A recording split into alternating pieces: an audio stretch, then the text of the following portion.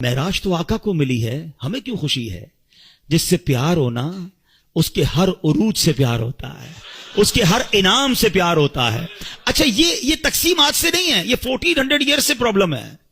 کچھ لوگ اس دن بھی پریشان ہوئے تھے جب معراج ہوئی نا، تو اس دن بھی کچھ لوگ اعتراض کر رہے تھے، یہ کیسے ہو سکتا ہے؟ رات کے تھوڑے حصے میں آپ جناب بیت المقدس بھی ہو کر آ گئے، آسمانوں کی سیر کر کے آ گئے، آرگیومنٹ ہوا تھا، مکے میں ہنگامہ ہو گیا تھا، کفار مکہ مذاق اڑا رہے تھے۔ ارے وہ گئے تو تھے حضرت ابوبکر صدیق کے گھر پہ اور جہاں کر کہا تھا، اے ابوبکر جس نبی سے محبت کرتے ہو پتہ ہے وہ کیا کہتے ہیں؟ ابوبکر صدیق رضی اللہ تعالیٰ عنہ کہنے لگے، بتاؤ میرے آقا کیا کہتے ہیں؟ کہ وہ کہتے ہیں کہ رات کے تھوڑے حصے میں بیت المقدس ہو کر آ گئے۔ اب پتہ ہے یہ کتنا مشکل تھا سمجھنا ان کے لیے۔ عقل یہ کہتی ہے کیونکہ بیت المقدس کی جو جرنی تھی فرام مکہ ٹو فلسطین، اٹس اباؤٹ 1 month جرنی، 1 مہینے کا گھوڑوں پر اونٹوں پر سفر تھا، مہینہ جانا مہینہ واپسی، اور رات بھی نبی پاک یہاں ہیں، فجر میں بھی یہاں ہیں، اور دعویٰ یہ ہے کہ میں رات ہو کر آیا ہوں۔ بڑا شور مچا، سبحان اللہ۔ صدیق اکبر نے کہا اگر میرے آقا فرماتے ہیں تو سچ فرماتے ہیں، آقا فرماتے ہیں تو حق فرماتے ہیں۔ اچھا لوگوں نے بڑا آرگیو کیا،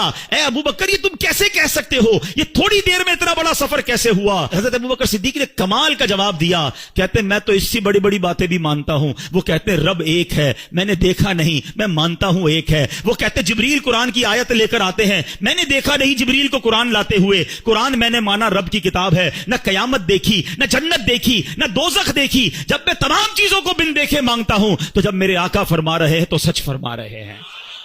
اچھا اب تھوڑا سا لاجیکلی بھی سمجھا دو، ینگسٹر بیٹھے ہیں آج کل بڑی کنفیوژنز پھیلائی جاتی ہیں، یار یہ معراج جو ہوئی تھی نا یہ خواب میں ہوئی تھی، انکار تو کر نہیں سکتے، قرآن میں ذکر ہے، تو کہتے معراج ہوئی تھی مگر خواب میں ہوئی تھی۔ اب میں ذرا لاجیکلی آپ کو سمجھا دیتا ہوں۔ آپ کا بچہ صبح اٹھے آپ کے برابر میں سویا ہو اور کہ ابو رات میں لندن بھی گیا تھا، امریکہ بھی گیا، پھر آنکھ کھلی تو آپ کے برابر میں سویا تھا، تو آپ کیا کہیں گے؟ بیٹا سو جا، میں بھی رات بھر گھومتا ہی رہتا ہوں، کوئی مسئلہ نہیں ہے۔ خواب میں تو ساری دنیا ہی گھوم رہی ہے نا، تو اس میں اچھا اب مزے کی بات دیکھو، جو 27 رجب کی صبح مکے میں آرگیومنٹ کریٹ ہوا، سچ بات بتاؤں یہ ہمارا بھلا ہو گیا۔ مجھے ایک بتاؤ بات جھگڑا کیا ہوتا اگر نبی پاک یہ اعلان فرمایا ہوتا میرے آقا نے کہ میں خواب میں بیت المقدس گیا ہوں، تو پھر اعتراض کس بات کا ہے؟